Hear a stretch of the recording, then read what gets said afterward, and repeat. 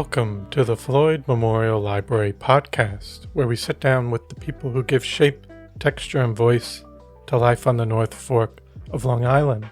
Some are rooted here by generations, others arrive by chance or choice, but all carry with them a piece of the story. We talk about what's changing, what's worth holding on to, and the currents of history, both quiet and loud, that run through this place. I'm your host, Christopher Bianchi, and for episode 180, we sit down with Leah Tillman-Sullivan, candidate for Southold Town Assessor. Leah grew up here in Southold, attended local schools, and has spent much of her career in public and community service, from working in Congress and the Chamber of Commerce to helping run a small local business, the Village Cheese Shop. In our conversation, Leah talks about her upbringing in Southold, the experiences that led her towards public service, and what she's learned from balancing fairness and community expectations in both business and government. We also discuss her motivation for running for town assessor, her ideas for improving transparency and communication, and their hopes for Southold's future. So I hope you enjoy episode 180 with Leah Tillman-Sullivan. This episode was recorded October 7th, 2025. Thank you so much for coming on the Floyd Memorial Library podcast today. It's really great to have you on today. Thank you so much for having me today. I'm happy to be here. Oh, definitely. And so in the beginning with these interviews we've been having, I usually like people to give us a little background about themselves. Can you tell me about your family's history in Southold and what it was like growing up here? Sure. So my family moved to Mattituck in 1975. We built a home in Mattituck, and I went to Mattituck High School. I loved growing up here. I was a real Tom girl. I spent a lot of time out in the woods building forts and just spending entire days playing outside. Had a saltwater fish tank growing up where my mom and I would get specimens from the local Long Island Sound just down the road, and just was really connected to the outdoors and nature growing up here. Mm-hmm. And could you say just what brought your family to the North Fork? Was it for work? My father was actually a history teacher at North Babylon High School. And when he first began teaching, we lived in St. James. But he wanted to move out further east. He wanted to live in the country. He wanted to live in an environment that he felt was safe for his family to grow up and be able to just attend good schools. And so he felt that moving further out east would be a better move and a better place to raise his family. Mm-hmm. And then what about your mother? I think you mentioned she grew up on the South Fork? Yes, my mother was born in Alabama, and eventually they moved to East Hampton. So my parents met at the post house on the South Fork. Mm-hmm. And you mentioned some experiences growing up here, just as a youth in the community. Was there anything that inspired you to think about public service at that time in high school? I would say that in high school, not as much, but as I got older and I watched my father, he was very involved in the local community. He was involved in the Lions Club, the Leo's Club, the American Legion. He ran for trustee. He served as the Democratic chair for 5 years. So as I was growing up, I saw him very, very involved in the community. And he was very, very well liked, and people enjoyed his company. And I would say that he was a role model for me in that way. Mm-hmm. And just for your time in high school, could you talk about how that experience was going through high school and that was Mattituck? Mattituck High School. Mattituck High School. Mm-hmm. I had a very positive experience in my schooling years. My teachers were very encouraging of my inquisitive and curious nature. They were always welcoming my questions, and I was definitely one with a lot of questions. Much to the chagrin of my classmates, I was still asking questions when the bell was ringing on a Friday afternoon at, 3 o'clock.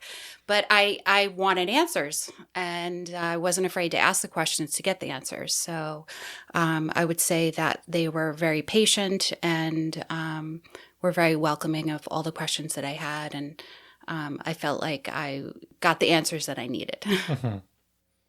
And did you gravitate towards any specific classes or core classes? I really enjoyed sociology a lot. I think in another world, maybe I would have been a social scientist. I just find that line of work to be fascinating. I listen to a lot of podcasts. And that's actually a topic that my dad happened to teach as well, in addition to history. So it's kind of funny. Yes. And coming out of high school, did you know what you wanted to do for a career? Not so much. I was interested in so many different things that I really struggled to hone myself into one topic of interest. I did love studying foreign languages. I really excelled in the German language when I was in high school. When I went to college, I continued studying the German language and spent a year in Vienna, just along the lines of sociology being my favorite topic of study. I loved learning about other cultures, other ways of living, other languages. I just found it fascinating. And just also coming out of high school, did you want to stay on the North Fork, or were you wanting to go away to college to experience something else at that time? I would say that I was definitely ready to go away to college, but when it came down to finding work after college, that's when the challenges really began, because I definitely wanted to stay on the North Fork, but I felt that I couldn't be successful unless I moved away. Fortunately, I was able to find work. I mean, there was driving involved, but it wasn't so bad that I couldn't take the job that I wanted. But I just pretty much came to a realization that whatever I did, it was probably going to include a commute of some kind. Yes. And you've worked in Congress, the Chamber of Commerce, and actually, firstly, how you got involved in working within Congress. At what point did that happen? So when Tim, when he ran for office and he won, he immediately had to start looking for staff. And I was one of the first people that he met with and he hired. And at the time, I was being hired as a caseworker, a congressional caseworker.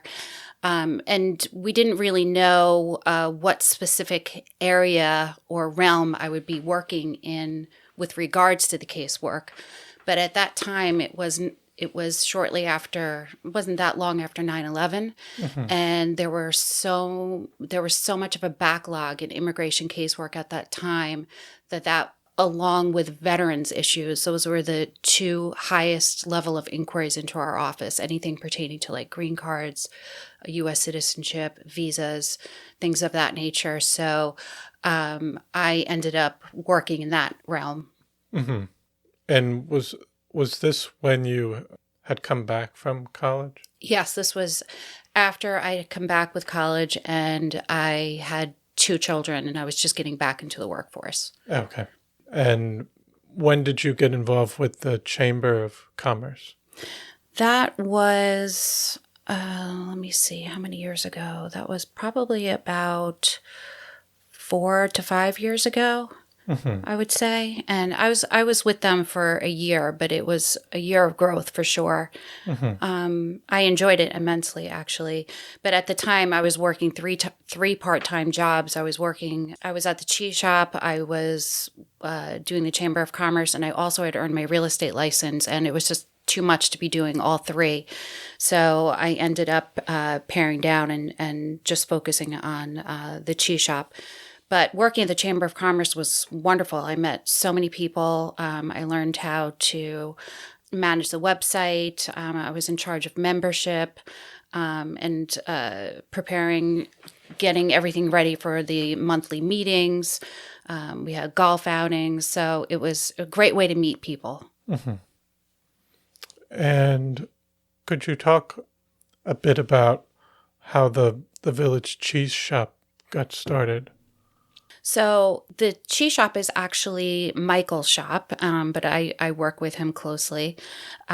He was living in France, and his parents, one of his parents became ill with ALS, and he came back to the United States to take care of his mother. And during that period of time, he purchased the cheese shop, and not long after, he hired me to as his business manager.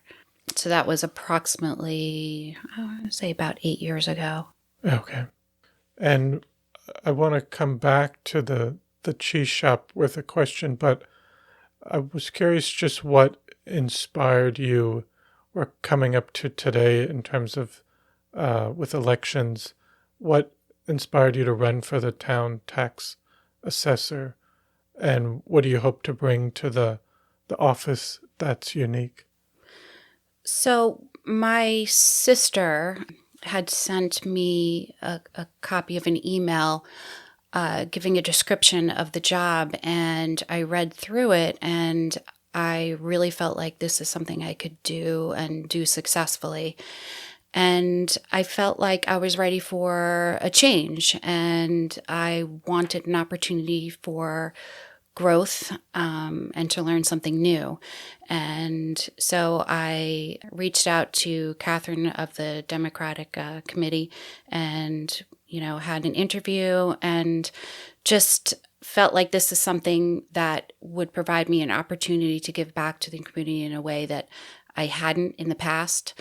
And I also enjoyed working on the federal level so much that I felt like it would be a good opportunity to work on the local level of government where I could have the most impact for change. Mm-hmm.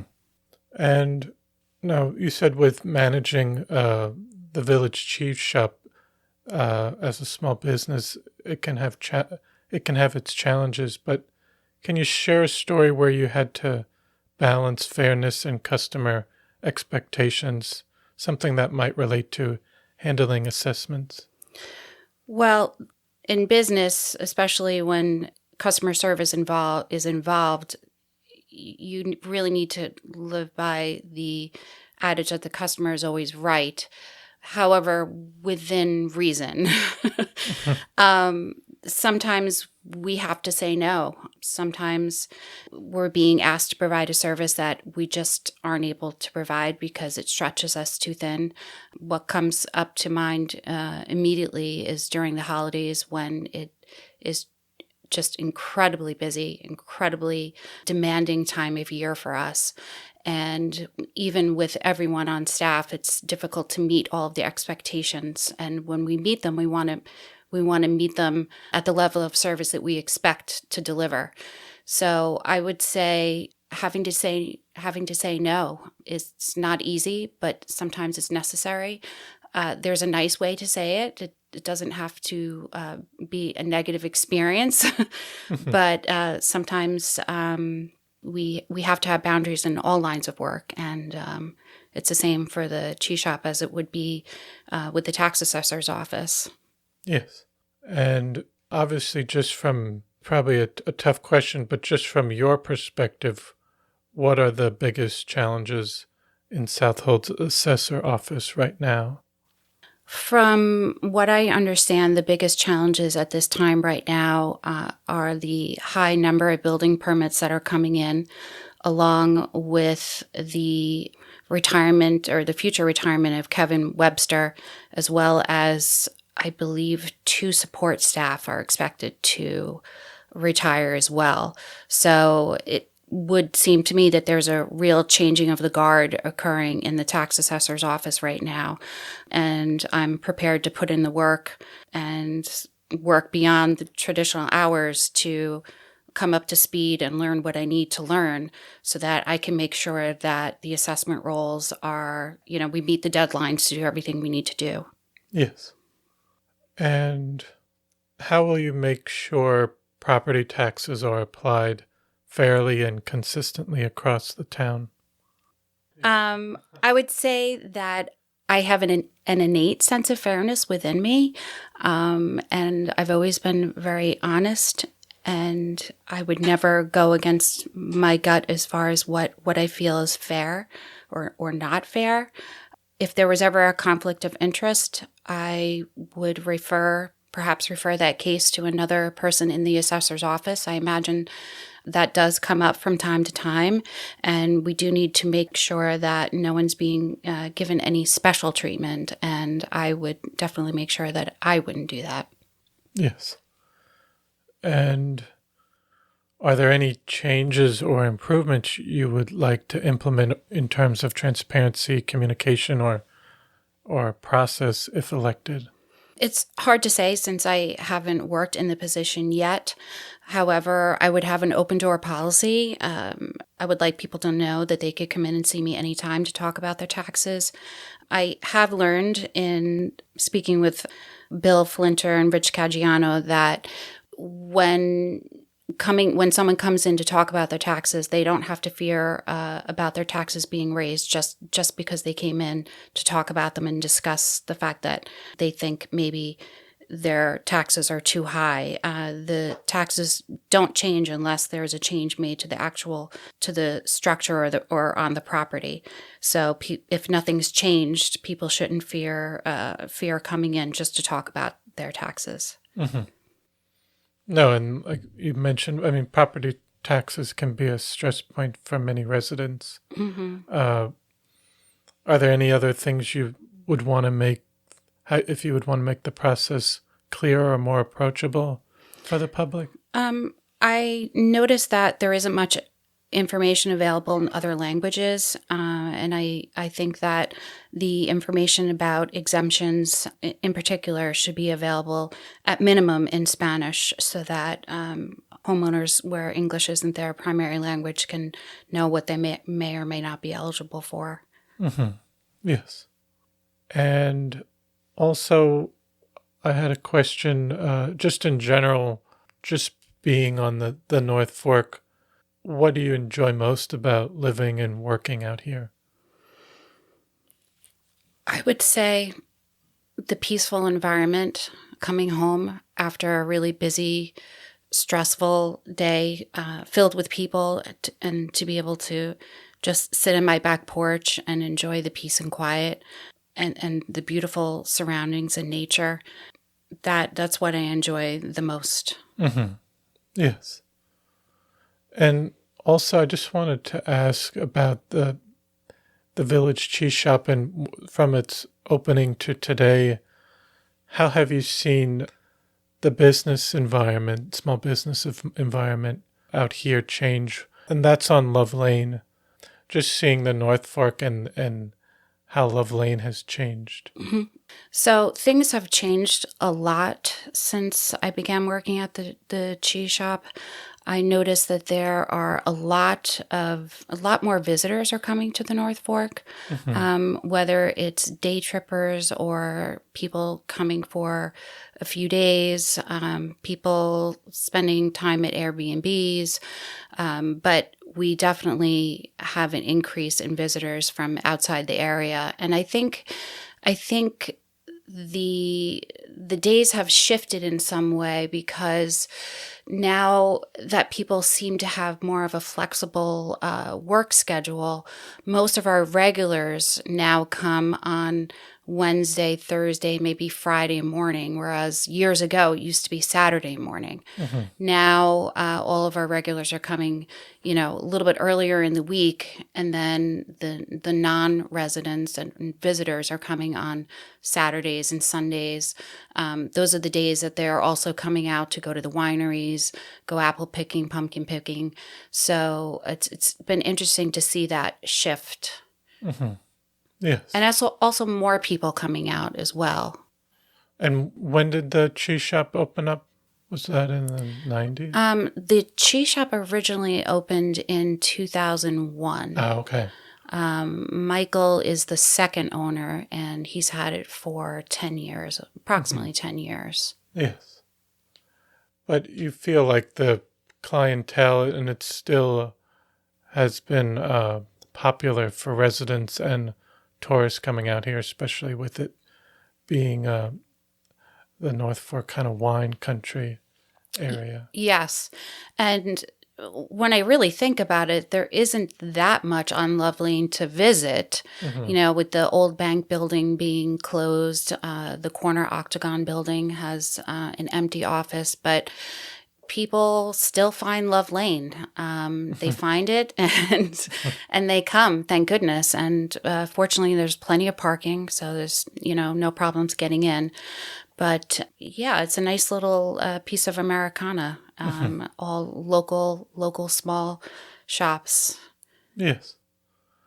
And you mentioned before that it has changed, but just looking forward, what are your hopes for the future of Southold and its community down the line? Well, we all see the pressures of development for the North Fork, and that's not going away. And some development, I think, can be good, but only if it's done in a smart way. And therefore, I really hope to see the zoning update passed in the near future, because as boring as zoning seems to most people, it's the key element of what will allow us to keep the character of our town. So it's been almost 40 years since we had a zoning update. So I really hope we can get that through. Yes. And I think just lastly, I'd just like to ask if there were any last minute things you'd like to say to our listeners that we haven't discussed, or just as we go into the last few weeks before the election. I would say that I'm just really excited to be running for this position, and I feel that I would do really well in serving the residents of Southold Town. And I would really look forward to the opportunity to giving back to my community and providing the service that our residents deserve in Southold Town. Yes, definitely. No, but I want to thank you so much for taking the time to come on the podcast today and share your story and your continued work in the community. So I want to thank you so much for coming on. Thank you for having me. Well, I hope you enjoyed episode 180 with Leah Tillman-Sullivan. I want to thank you for listening to the Floyd Memorial Library podcast, and we'll see you next time.